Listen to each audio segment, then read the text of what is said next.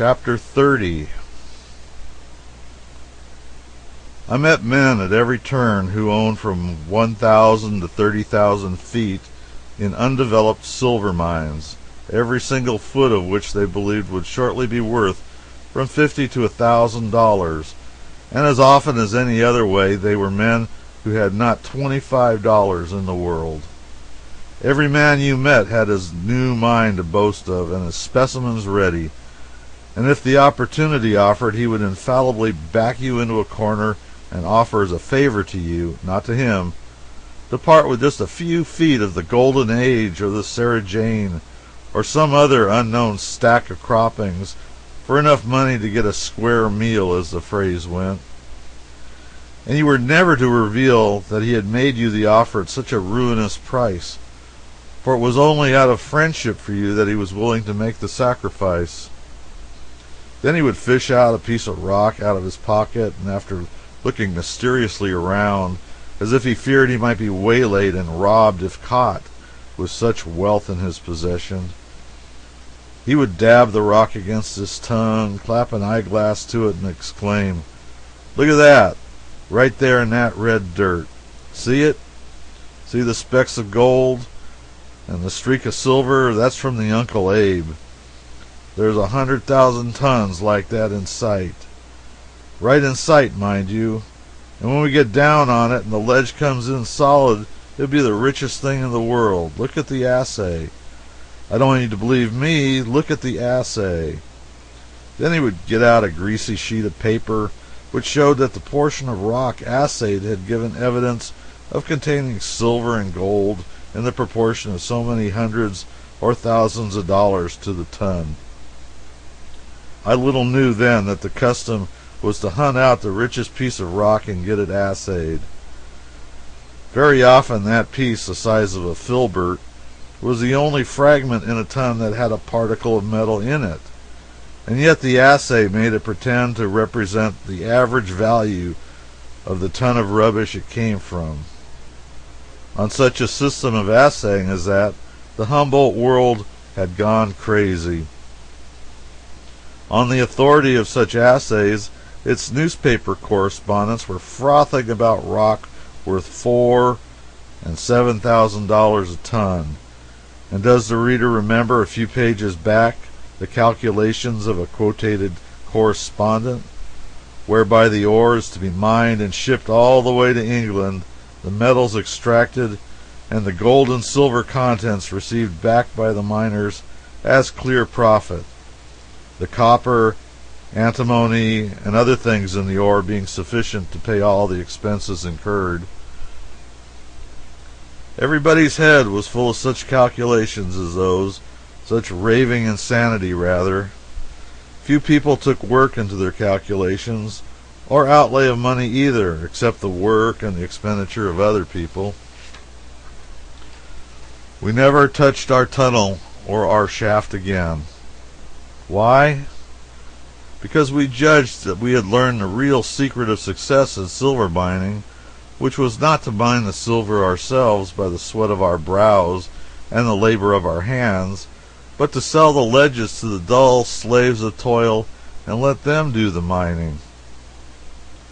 Before leaving Carson, the secretary and I had purchased feet from various Esmeralda stragglers. We had expected immediate returns of bullion, but were only afflicted with regular and constant assessments instead, demands for money wherewith to develop the said mines.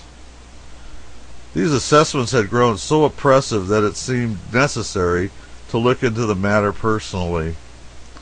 Therefore I projected a pilgrimage to Carson and thence to Esmeralda. I bought a horse and started in company with Mr. Ballou and a gentleman named Ohlendorf, a Prussian, not the party who was inflicted so much suffering on the world with his wretched foreign grammars, with his intermediate repetitions of questions which never have occurred and are never likely to occur in any conversation among human beings. We rode through a snowstorm for 2 or 3 days and arrived at Honey Lake Smith's, a sort of isolated inn on the Carson River. It was a two-story log house situated on a small knoll in the midst of a vast basin or desert through which the sickly Carson winds its melancholy way. Close to the house were the overland stage stables, built of sun-dried bricks. There was not another building within several leagues of the place. Towards sunset, about 20 hay wagons arrived and camped around the house, and all the teamsters came in to supper, a very, very rough set. There were 1 or 2 overland stage drivers there also, and half a dozen vagabonds and stragglers. Consequently, the house was well crowded. We walked out after supper and visited a small Indian camp in the vicinity. The Indians were in a great hurry about something and were packing up and getting away as fast as they could. In their broken English they said, "By and by heap water," and by the help of signs made us understand that in their opinion a flood was coming. The weather was perfectly clear, and this was not the rainy season. There was about a foot of water in the insignificant river, or maybe 2 feet. The stream was not wider than a back alley in a village, and its banks were scarcely higher than a man's head. So where was the flood to come from? We canvassed the subject a while and then concluded it was a ruse, and that the Indians had some better reason for leaving in a hurry than fears of a flood in such an exceedingly dry time. At 7 in the evening we went to bed in the second story with all our clothes on, as usual, and all 3 in the same bed. For every available space on the floors, chairs, etc., was in request, and even then there was barely room for housing of the inn's guests.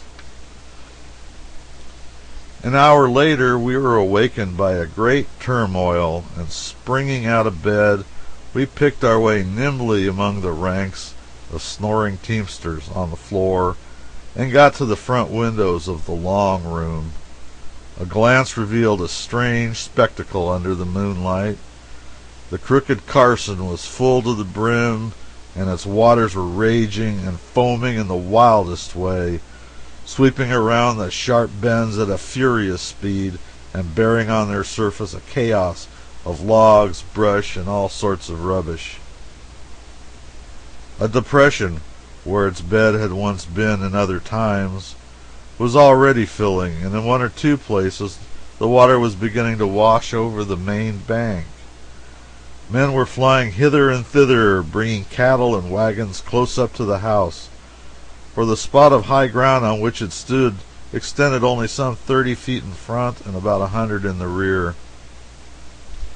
Close to the old river bed just spoken of stood a little log stable, and in this our horses were lodged. While we looked, the waters increased so fast in this place that in a few minutes a torrent was roaring by the little stable and its margin encroaching steadily on the logs. We suddenly realized that this flood was not a mere holiday spectacle, but meant damage, and not only to the small log stable, but to the overland buildings close to the main river, for the waves had now come ashore and were creeping about the foundations and invading the great hay corral adjoining it. We ran down and joined the crowd of excited men and frightened animals. We waded knee-deep into the log stable, unfastened the horses, and waded out almost waist-deep, so fast the waters increased. Then the crowd rushed in a body to the hay corral and began to tumble down the huge stacks of baled hay and roll the bales up onto high ground by the house. Meantime it was discovered that Owens, an overland driver, was missing, and a man ran to the large stable and, wading in boot-top deep, discovered him asleep in his bed, awoke him, and waded out again. But Owens was drowsy and resumed his nap, but only for a minute or 2, for presently he turned in his bed and his hand dropped over the side and came in contact with cold water. It was up level with the mattress. He waded out breast deep almost, and in the next moment the sun-burned bricks melted down like sugar, and the big building crumbled to a ruin, and was washed away in a twinkling. At 11 o'clock only the roof of the little log stable was out of water, and our inn was on an island in mid-ocean. As far as the eye could reach in the moonlight, there was no desert visible, but only a level waste of shining water. The Indians were true prophets, but how did they get their information? I am not able to answer the question. We remained cooped up 8 days and nights with that curious crew. Swearing, drinking, and card-playing were the order of the day, and occasionally a fight was thrown in for variety. Dirt and vermin, but let us forget those features. Their profusion is simply inconceivable. It is better that they remain so. There were 2 men. However, this chapter is long enough.